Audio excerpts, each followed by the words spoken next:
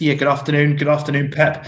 The games are coming so quickly. I just wondered if you could start by giving us an update on your squad, because you had a couple of perhaps extra injury concerns in midweek. Are the likes of Rodri, Diaz, Aguero, Fernandinho, are they fit?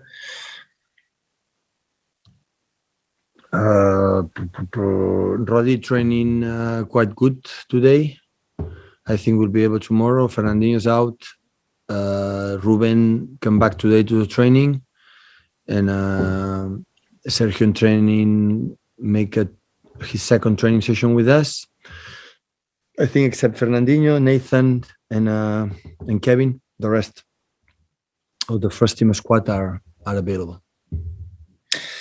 You're going for your 16th win in all competitions. I just wonder, have you ever been on a run like this in either your managerial or playing career? Just the sheer number of wins in a row.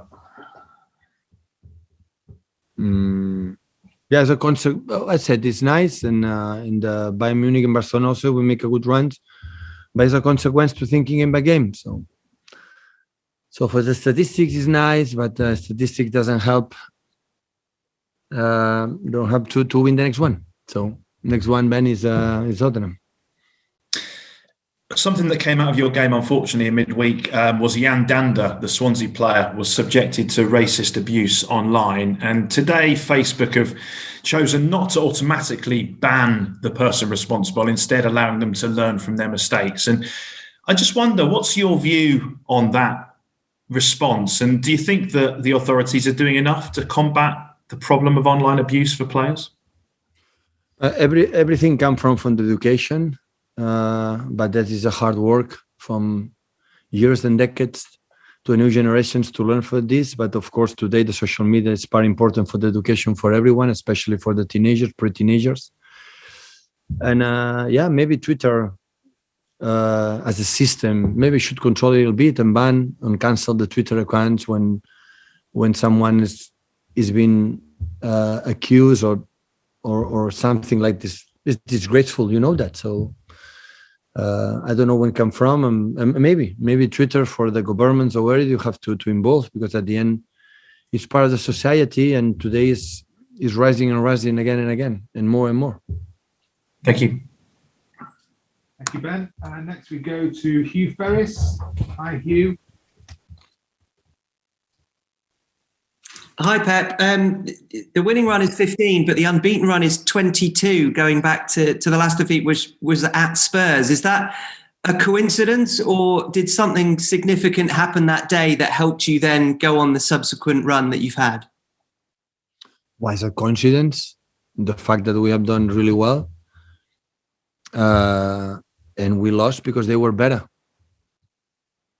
So they were better in many aspects than us in that game.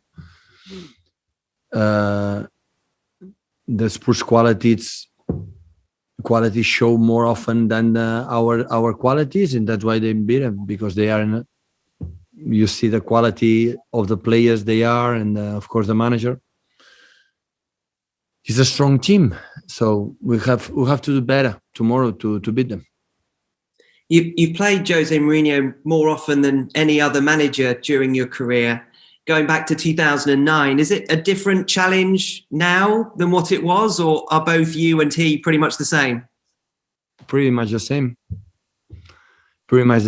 So means that we are in charge. We were working many years. That's good for both of us. So if you play it many times, it's because we are in charge. We have teams to train in. We do our job. I think we love and yeah, he's a good contender. And I just wonder as well that the problems that you have had intermittently against the counter-attack, and you said that Spurs were better that day back in November. How important is that position that Rodri plays with Fernandinho, with Ilkay, whoever's playing there, in setting up against a team who likes to play on the counter-attack? The counter-attack is just being controlled for the team when you don't lose the balls in certain positions and you make more extra passes than usual. And I play with incredible simplicity. And the counter-attack is being controlled for 11 players, not just for one or two. But especially you have to be more precise with the ball, exactly where are the danger positions what we have to lose. And of course, the quality for Bergwijn, from Lucas Moura, from especially Dembele, is a guy who don't lose the ball, is able to drive with the ball 20, 30 meters. And especially connection Kane-Son. So, yeah, it's a strength point that they have. Not just this one, set pieces another one. We saw in the last game against Everton how strong they are. Incredible taker with Song and tall guys. And the quality what they have in this action. So, that's why it's Tottenham, That's why not far away finish for the Champions League, being all the time in the top positions in the Premier League. So, I know the quality they have. Thank you, Hugh. Next we go to Ian Abrahams. Hi, Pep. How are you? Good, Ian. Thank you. 15 wins in a row is quite something in any sport, especially in football. And I wonder, ahead of the game with Spurs, whether psychologically the other team, be it Spurs on this occasion or any other team you play, are almost now beaten before they take to the pitch, thinking you're unbeatable. I'm not. We are not. So the 15 games in a row winning don't help us to start 2-0 up before the start of the game. So I said many times. So it's nice. It's good. That helps us to be where we are in Carabao Cup, in FA Cup, in Champions League, and especially in the Premier League. These 15 games in a row winning help us to be where we are. But no more than that.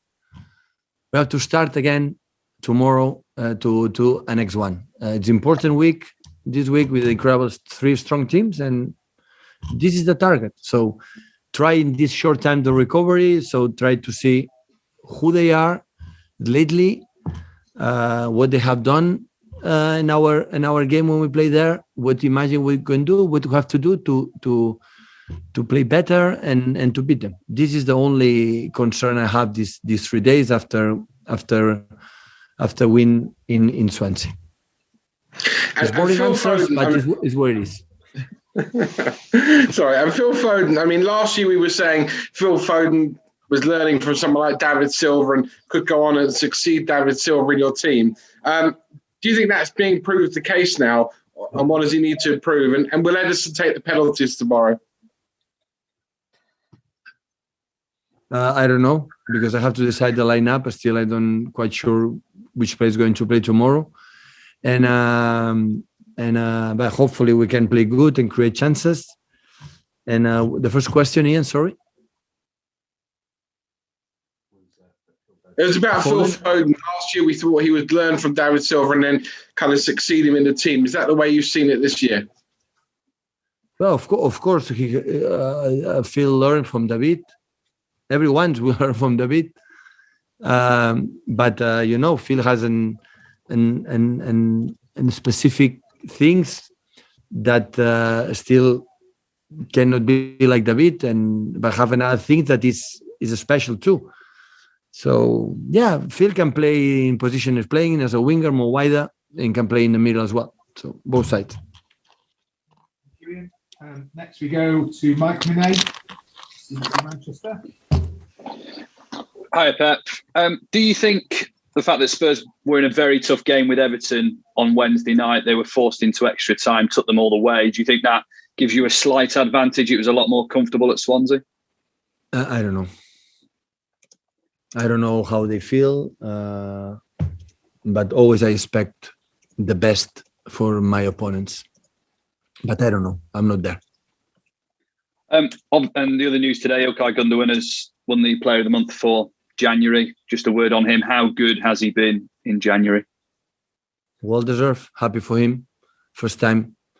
A lot of goals and a lot of minutes, a lot of good action. So, yeah, well deserved.